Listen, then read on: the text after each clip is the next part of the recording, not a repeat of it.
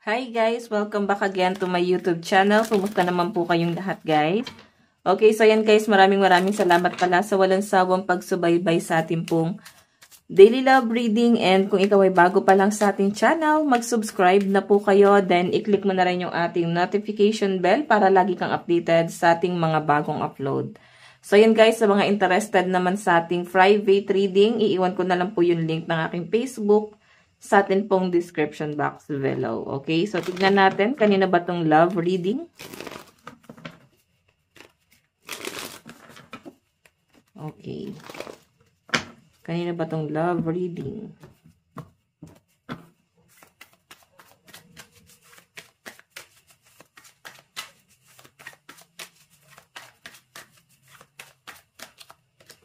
Meron tayong natural disaster, risk, frustration, and survive.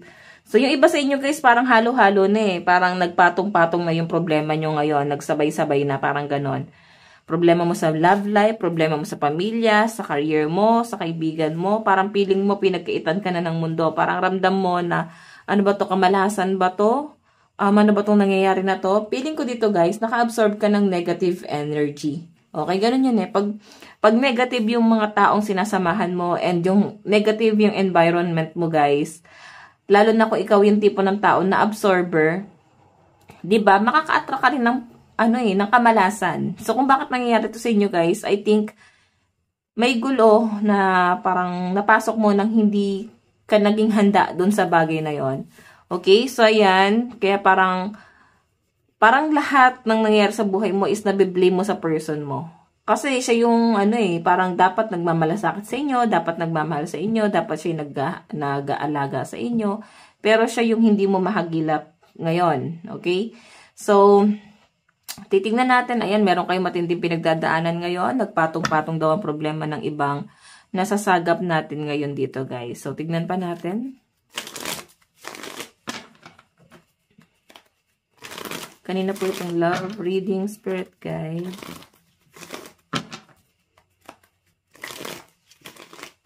Okay.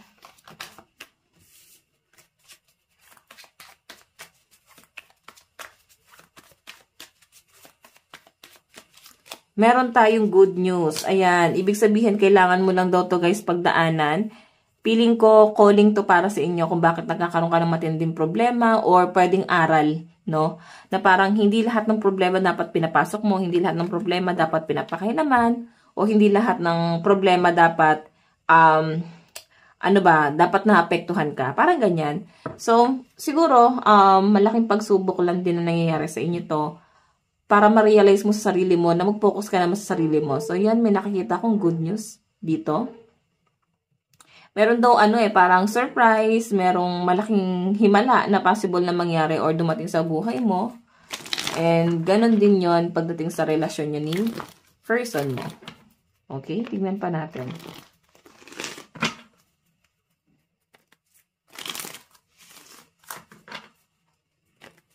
Kanina po itong love reading, spirit guide.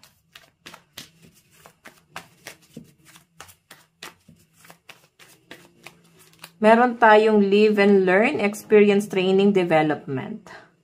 So, yan yung nakakita ko rito guys, pagdating sa relasyon nyo ng person mo, marami ka natutunan. Okay? Na parang kailangan pala mag-focus ako sa stability ko, na parang kailangan mas bigyan mo ng pansin yung self-love. So, hindi mo na dinedepende yung sarili mo dun sa person mo. So, nakikita ko rito guys, marami kang naging realization. Okay? Marami ka nang natutunan based lang din syempre sa experience mo. Parang alam mo kahit paano, malaking pasalamat mo na rin sa person mo na hindi kanya tinrato ng tama kasi natuto kang tumayo sa sarili mong mga paa. Okay? Na parang siya mismo yung nag-push sa'yo na iangat mo yung sarili mo, i-improve mo pa yung sarili mo. Kumbaga parang mas mangarap ng mas mataas. Ganon yung nakikita ko dyan. So, tignan pa natin. Okay. Additional message. So guys, parang alam mo, masakit lang, mahirap lang din yung pinagdaanan mo kay person. Pero guys, kung pagsusumahin mo, siya yung nag-push talaga sa inyo eh. So, ano ba to? Parang blessing in disguise pa rin yung ginawa niya. Maraming bagay na nagpa-realize sa'yo. Okay, ng mga naranasan mo sa kanya. Tignan pa natin.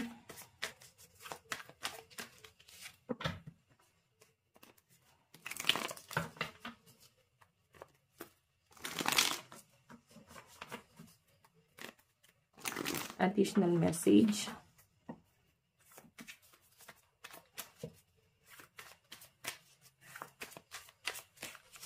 Meron tayong apology, guilt, compassion, forgiveness. Ayan. May nakakita ko dito parang gustong humingi ng tawad ni person. Alam mo yon, nung panahong down na down ka, ang dami mo pinagdadaanan sa buhay, kagaya na sabi ko, parang hindi mo siya mahagilap, parang siya yung dapat mong kakampi rito eh. Pero parang siya yung unang nawala sa buhay mo. Siya yung unang nag-give up sa inyo. Okay, so again, kagaya nga ng sabi ko rito, parang gusto niyang humingi ng tawad. Nagigilty rin siya, guys. Parang lately niya lang din na-realize na, wait, parang pinabayaan ko siyang mamroblema mag-isa. Parang pinabayaan ko siyang malunod mag-isa. So, parang sinagip niya mag-isa sa yung sarili niya eh. Parang ayaw niya madamay sa gulo mo. Ayaw niya madamay doon sa pinasok mong problema. Okay, so ayan, hihingi siya ng tawad dito kasi feeling ko marami siyang na-realize, especially yung mga natulong mo, kung paano ka naging mabuti sa kanya, kung paano ka nagmalasakit sa kanya. So parang ganon.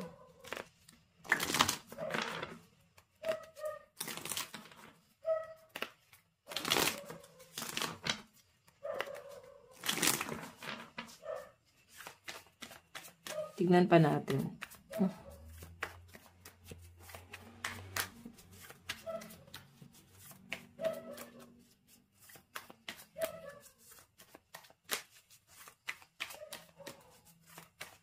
Additional message. Meron tayong vow. Wish, hope, worship. So, yan o. Alam nyo guys, parang marami ka nang na-realize. Naka-move on ka na, okay ka na nang nag-iisa. And nahanap mo na yung tamang circle of friends. Nahanap mo na rin yung tamang mundo para sa inyo guys. Parang nakontento ka na nang nag-iisa. Nakontento ka na minamahal mo yung sarili mo. Maraming nagpa-realize sa'yo na ng worth mo. Nagpa-realize sa'yo na parang hindi mo pala talaga to kailangan. Ganon. So, yung malinaw na pinapakita sa akin dito guys, naka-move on ka na. Pero yun nga lang, parang gusto niya humingi ng tawad sa inyo. And again guys, nasa sa inyo yan kung patatawarin mo sa person mo, okay? Sige, bigyan pa kita ng isang card. Bigyan pa kita ng isang message. Kanina po itong love reading. Meron tayong endowment. Ayan. Hindi naman siguro guys, kayo pinirahan ni person. Hindi naman siguro siya nag-expect ng kung ano-ano sa inyo. Ayan. Okay, and especially guys, parang wala naman siyang in-expect sa inyo ng mataas. Siguro, hindi lang siya yung tipo ng tao na kayang humarap sa matinding problema. Okay, kagaya nga ng sabi ko guys, baka meron ka matinding problema na pinasok. Na siguro pinagsasabihan ka na ng person mo na huwag ka na makisali dyan, huwag ka na makialam dyan kasi malaking gulo yan. Pero hindi ka nagpaawat.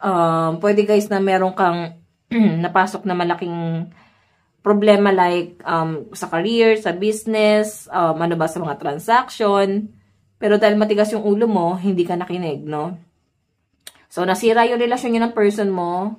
Pwedeng ganun eh. Basta maraming guys, no? Maraming pwedeng problema, pero yun yung binigay ko lang din na meaning. Kasi sa nakakita ko nito guys, parang matigas yung ulo ng iba sa inyo, and pumasok ka sa problema mo na hindi mo pinag-isipan, then parang tinry ng person mo na protektahan ka, pero ngayon kasi hindi mo siya masisisi kung bakit parang bigla rin siya naglaylo sa inyo. Okay, kasi parang, sige, bahala ka kung gusto mo talagang mapasok sa problema na yan. Kasi siya tinry niya na protektahan ka, pero kagaya noon, hindi ka nagpaawat din. Hanggang sa nag-end itong relasyon na to. Ngayon kasi, pwede bumabalik siya kasi nag-guilty siya. Nakita niya na parang, okay na siya. Yun lang. Naka-move on ka na sa kanya. Parang, hindi na siya malaking kawalan sa inyo. Unlike before, na parang iniisip-isip mo pa siya. Parang paano ba? Parang nagkakaroon ka pa ng mga suicidal thoughts or nasasaktan ka, nag-depress, nagkakaroon ka ng anxiety. Tignan natin guys, ano ba tong natural disaster? Kasi, possible talaga na ano paano ba? Feeling ko, meron ka tinry na protektahan na tao. Ayusin ko lang to guys. So, parang hindi mo inisip kung ano yung magiging impact sa inyo, kung masasaktan ka rin ba? Nahihirapan ka ba dun sa bagay na yon? Ganon. Okay, so tignan pa natin. Ano ba tong natural disaster? Kaya pasensya na po sa ingay ng mga sasakyan. Ano ba yung natural disaster na yan? I know, I don't understand yet. I'm genius. So, siguro guys, may sitwasyon dito na parang, bakit ganun yung ano? Parang, eto ha. Sa mundo natin guys, iba-iba yung pamilya na nakalakihan natin. Kahit nga sa ibang bansa, di ba, iba yung culture. Ganun pala sila magpalaki ng anak. Ganun pala yung pamilya nila. So, ganun din guys sa Pilipinas. Na parang, kahit tayo, tinuruan tayo ng maayos ng mga magulang natin, hindi pa rin natin mauunawaan yung ibang tao. Lalo na parang normal ba yung ganun? Parang hindi tama yung ganun. Kasi, alam mo yun, nagigets niyo ba ako? Kung ano yung naging personality ng isang tao. Ganun. So, yun. Siguro na-curious ka na meron ka tinulungan na isang tao na parang pinilit mo siyang ialis dun sa problema kinakaharap niya. Hindi mo naman kailangan gawin yun kasi hindi mo laban yun Isipin mo na lang, siya nga hindi niya kayang alisan yung problema niya Paano mo pa siya iaalis kung siya mismo ayaw niyang umalis doon? So, kung sino man tong pinagtanggol mo, kung sino man tong pinoprotektahan mong ibang tao, pwedeng kaibigan mo, kamag-anak mo, malapit sa inyo na parang tinry mo talaga siyang protektahan pero hindi mo na-carry.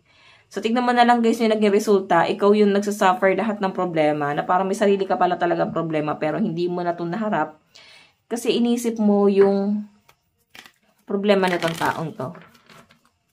Okay? So, kasi tignan mo, I don't understand. I'm genius. Yes, matalino ka naman. So, ano yung hindi mo maintindihan dito?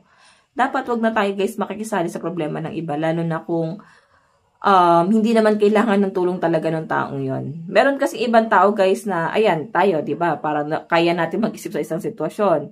So, may makikilala at makikilala talaga tayo sa buhay natin na mga feeling entitled, na parang kailangan, obligasyon mo talaga sila. So, yung mga ganyang klase ng kaibigan guys, layuan nyo na. Napaka-negative ng energy ng mga yan. Okay? So, hindi mo sila kailangan. Isipin mo na lang kung ano yung naging epekto sa inyo. Tignan mo, nagkaroon ng problema sa relasyon nyo ng person mo. Nagpatong-patong yung problema mo. Tinulungan ka ba nitong taong tinulungan mo? Diba? So, siguro, guys, isipin mo na lang yung sarili mo. Yung sitwasyon mo ngayon. Kung sino lang talaga yung tumutulong sa inyo. Yun lang din yung tulungan niyo. Okay? Kung sino lang talaga yung nag-aalala sa inyo, sila lang din talaga yung alalahanin nyo. Tignan natin, ano ba tong good news? Ano ba tong good news? Inhale, exhale. So, ayan. Feeling ko napagtanto mo rin, ayan, humihinga ka na ng malalim, nagre-relax, tinatry mong pagtagpi-tagpiin ng mga bagay-bagay. So, yun yung nakikita ko dyan, guys. Inhale, exhale. So, yes. Parang ano lang to, guys, Paano ba? Parang naliwanagan ka. Parang kang napaliguan ng tubig na malamig. Marami kang naging realization. So, yung good news, guys, is yung calling sa'yo para ma-realize mo, no? Baka iba sa inyo, guys, dumadanas ka ng Saturn return. So, isipin mo na lang guys, ito kasi energy ng mga single, medyo matigas kasi yung ulo na nasasagap po sa inyo. So, ito ay para sa sarili mo. Baka may Saturn return pa kayo na parang kailangan nyo pang pagdaanan or pagbayaran. So, baka naman kasi yung house mo is nasa, ano ba, 5th house ba yon para sa sarili? Tama ba? Nakalimutan ko na sa astrology yan guys.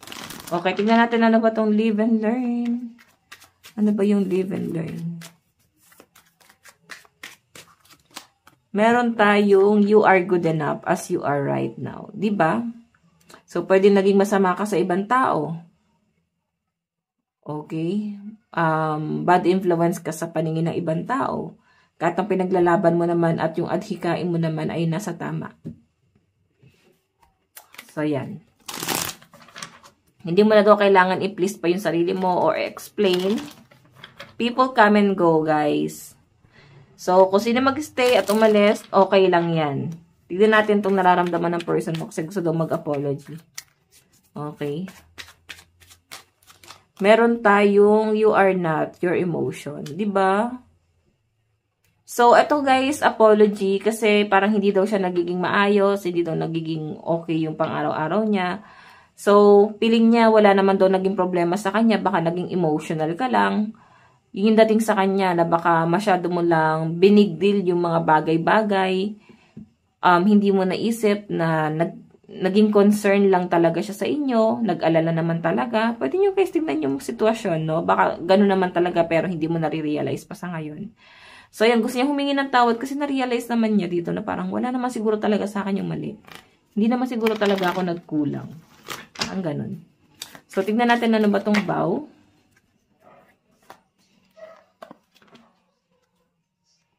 Ano ba yung vow? Ano ba yung vow? Meron tayong surprise. Ayan, isa-surprise ka ni person, guys. Okay? So, ito kasing vow na to, parang gusto kanyang pakasalan talaga. Gusto niya ikaw na makasama niya habang buhay. Yun nga lang, niisip niya, paano kaya mangyayari yun? Okay? Kasi nakikita niya mukhang masaya ka na, nakamove on ka na, and alam niya yung personality mo, matigas kang tao, may paninindigan kang tao. So, may nakikita akong regalo na ibibigay si person. Gusto kanya i-surprise. Gusto niya mag-usap kayo ulit. Or kahit guys, hindi na siguro maayos itong relasyon na to.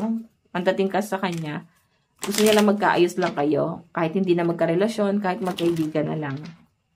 Okay? Maraming bagay pa rin siyang gustong ipaliwanag sa inyo.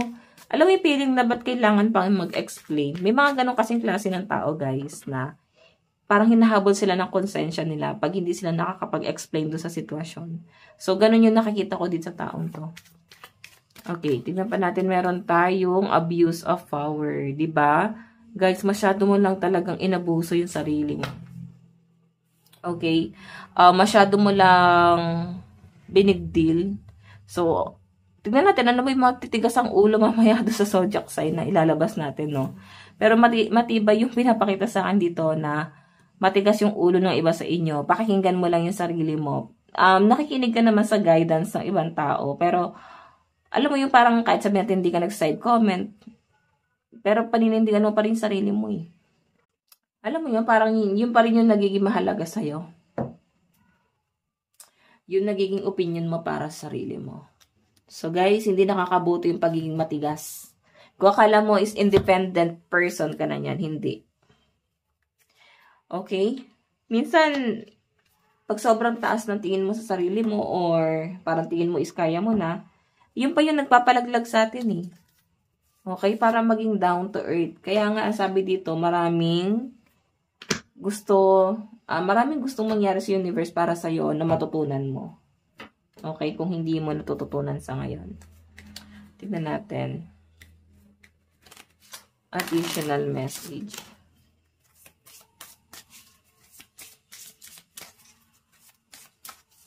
Meron tayong serendipity. So, gusto mo kasi mapag-isa eh. Okay, hindi mo na siya totally kailangan talaga. So, ano pa ba yung reason bakit kailangan niyang i-explain pa yung sarili niya? Parang ganyan. Tignan natin, meron tayong abundance. Wow, nakikita ko blessed ka na ngayon na. Mukhang maayos na yung financial mo. Mukhang stable ka na rin kahit papano. Meron tayong sexuality. Okay, so may mga, dito guys, bisexual. Any gender naman to, as long as nakaka-resonate ka. So, by the way, ayan. Nakikita ko guys, yung malalim na pagmamahal sa inyo ng person mo. Gusto ko pa rin yung supportahan kahit friend na lang. Parang di kanya kayang pabayaan ng ganun-ganun lang kung sakali. Meron tayong yin-yang. So, opposite sign mo daw tong si person, guys. Okay, opposite sign mo yan. Tignan nyo na lang guys sa Google, opposite sign nyo. Kunyari, Leo ka, tignan mo ano ba yung opposite sign ng Leo. So, kung tugma doon sa person na person mo, then, baka para sa'yo talaga itong reading. Kasi nabi dito guys, is opposite sign mo yan. Tignan natin. Yung nararamdaman sa inyo.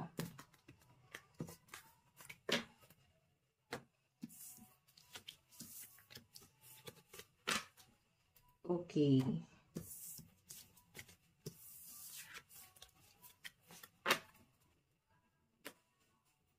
Nararamdaman ni person.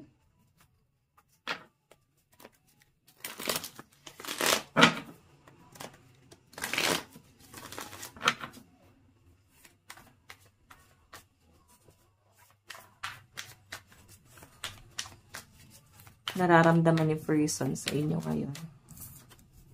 Good news. Mukhang masaya tong person mo sa success na naranasan mo ngayon or tinatamasa mo. Parang walang bitterness, no? Hindi siya nagiging bitter kung ano man yung kinakaharap mo. O ano man yung success na nakuha mo sa sarili mo. Basta masaya siya para sa inyo. Sa mga bagay na na-achieve mo sa buhay mo. Tignan natin. Meron tayong pride, depression, phobia, and paranoid. Naku, nag-overthink sa inyo guys. Nagkakaroon to ng anxiety. So, siguro meron ka na ibang pino-pursue, then parang na-realize ng person mo na saan ako nagkamali. Okay, kasi ikaw talaga sobrang napaka-strong ng personality mo and hindi mo talaga kailangan ng mga weak.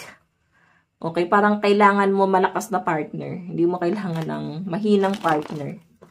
Yun kita nakikita. Tignan pa natin, meron tayong death, endless, harm, invisible. Okay. Inevitable pala, sorry. Death kasi guys is ending and new beginning, no? So kung may natapos sa inyo, gusto niya pa rin ng new beginning talaga. Gusto niya pa rin ng, kahit hindi na second chance, kahit sa second chance na lang na parang pakinggan mo siya sa side niya. Parang ganun. Okay. So, meron tayong indulgement, persuasion, bribe, temptation. So, alam mo, dumating din sa point na natempt yung person mo sa iba. Pero hindi niya yan pinursue. Pero siguro, hindi naman din to naging big deal sa inyo. Hindi mo naramdaman, hindi ka siguro siloso, hindi ka silosa. And sa kanya na yon kung gagawin niya yun sa sarili niya. Oo, parang hindi ka totally attached dito sa taong to. Hindi kita nararamdaman na parang mahal na mahal mo siya ngayon. Kasi yung mas malinaw na pinapakita sa akin dito, mas siya yung nagmamahal sa inyo from the start, no? Mas malalim yung pagmamahal niya sa inyo. Pero ikaw kasi, mabilis ka mag-move on. Mabilis mong tanggapin yung mga bagay-bagay. Meron tayong gain.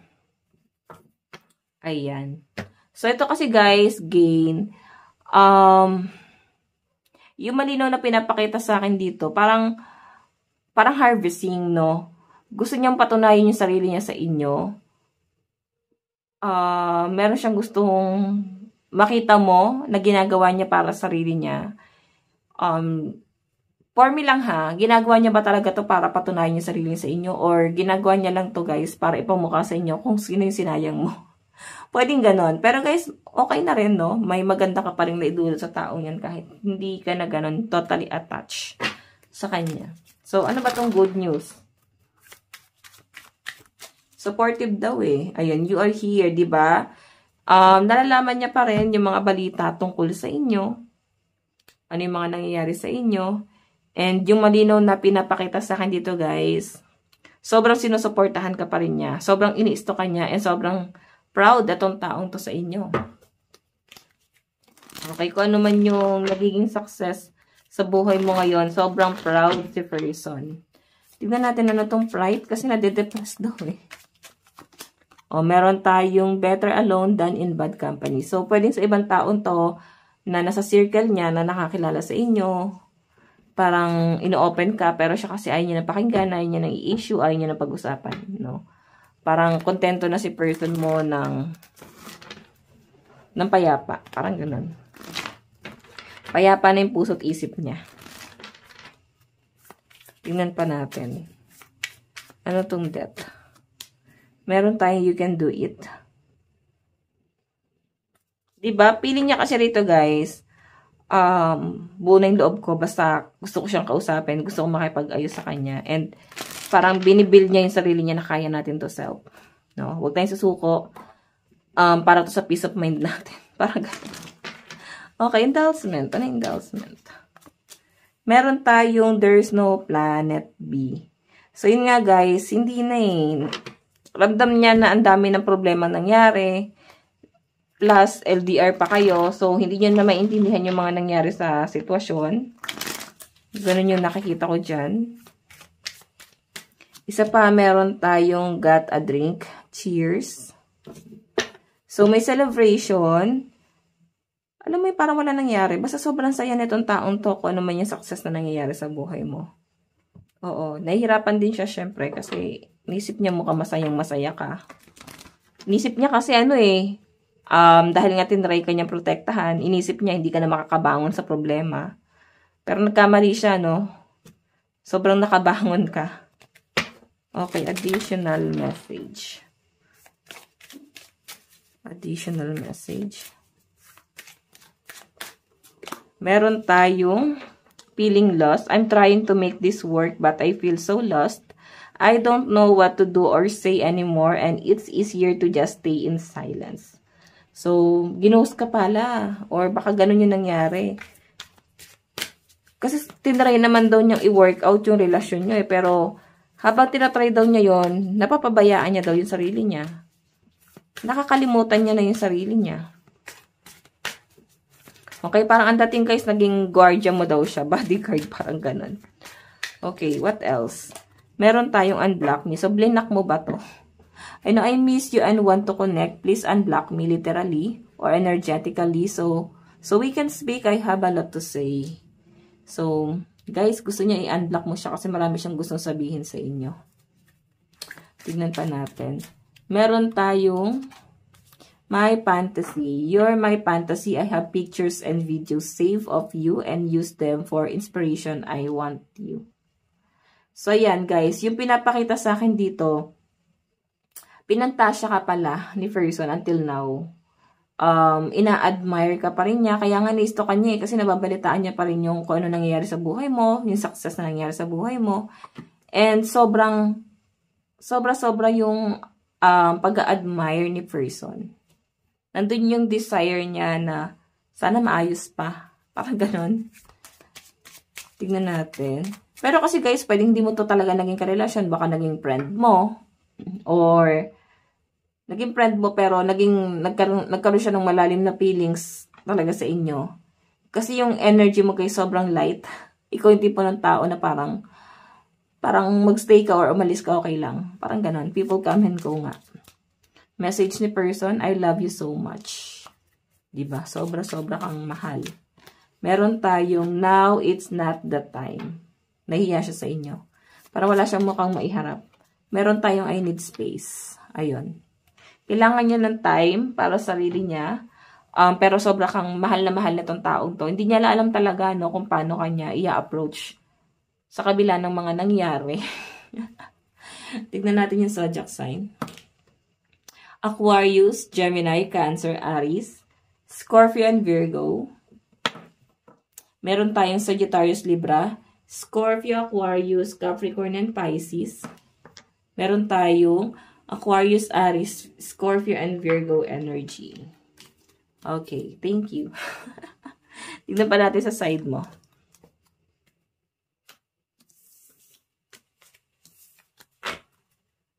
Okay.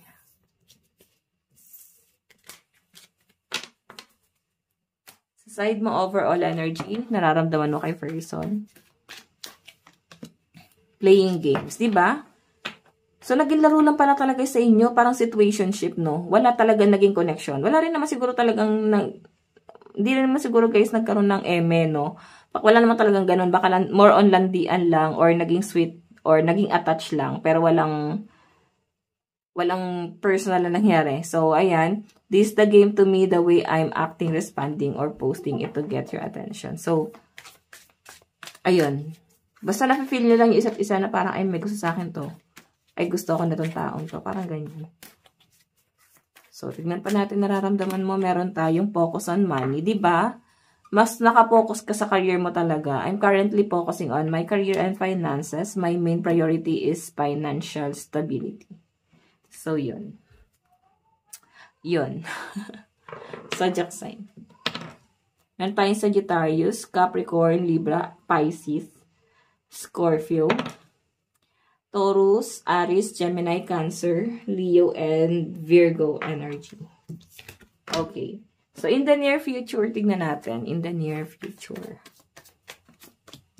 Indulgement, celebration, natural disaster. Mukhang gulo pa rin to guys kung babalik siya. So, much better na wag na.